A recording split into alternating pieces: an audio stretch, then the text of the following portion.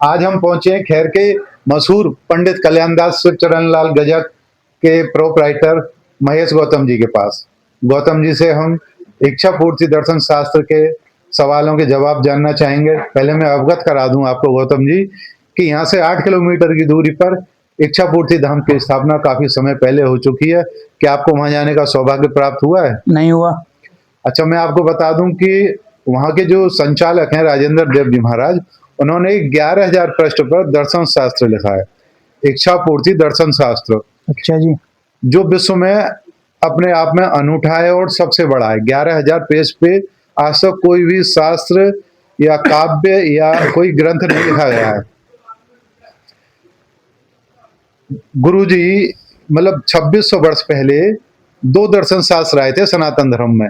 सब एक था जैन धर्म पे, एक था बौद्ध धर्म पर। तो गुरुजी के जो सवाल हैं मैं आपसे अब पूछता हूं, जो इच्छा पूर्ति दर्शन शास्त्र पे आधारित है।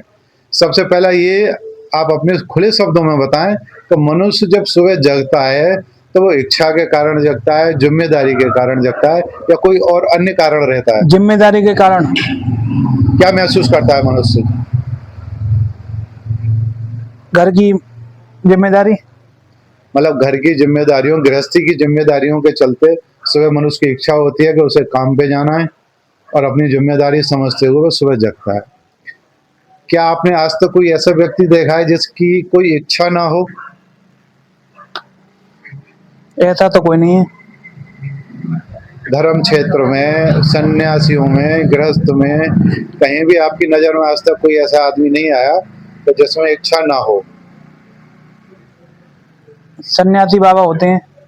जो संत और सन्यासी हो जाते हैं उनकी इच्छाएं कम हो जाती हैं। लेकिन मैं आपको बता दूं कि जब आदमी गृहस्थ आश्रम छोड़कर या किसी अन्य कारणवश संन्यास लेता है तो उसकी भी इच्छा रहती है कि वो प्रभु से उसका मेल हो, उसको ज्ञान ज्यादा से ज्यादा अर्जन हो, उसे मोक्ष की प्राप्ति हो। तो इच्छाएं तो बहुत मुश्किल है। क्या ऐसा आपको लगता है कि जैसे ये जो मनुष्य का जीवन है आज के समय में इच्छाओं को पैदा करना और इच्छाओं की पूर्ति करने में जा रहा है? आप अपने शब्दों में जवाब दें। इच्छाओं की पूर्ति करने में ज्यादा जा रहा है।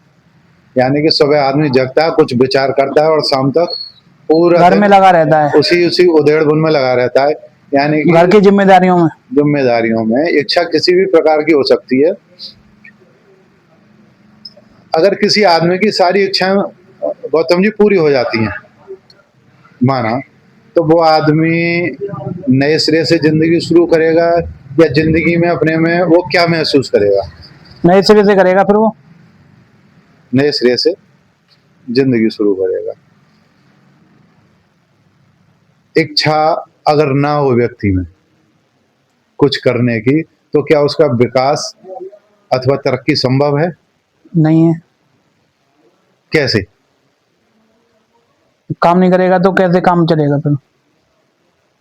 यानी कि मनुष्य सुबह जगता है तो कुछ सोचता है, उसके हिसाब से फिर क्रियाकलाप आगे बढ़ते हैं, तभी वो धन अर्जन कर पाता है, तभी गृहस्थी चलती है। आपका कहना ये है? हाँ। ठीक है।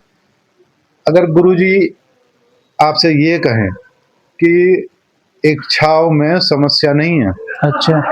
समस्या है उनके साथ तालमेल बिठाने में। आप काम तो कुछ कर रहे हैं लेकिन प्राप्ति कुछ और करना चाहते हैं तो असंभव है। लेकिन जो काम कर रहे हैं और जैसे चल रहा है, अगर ऐसे मनुष्य चलता रहे तो क्या जीवन सरल हो जाएगा आदमी का? सरल हो जाएगा। नहीं, आप अपने विस्तार से बताएं, कैसा लगेगा, कैसा महसूस होगा उसे? नहीं, बढ़िया लगेगा फिर तो। बढ़िया लगेगा।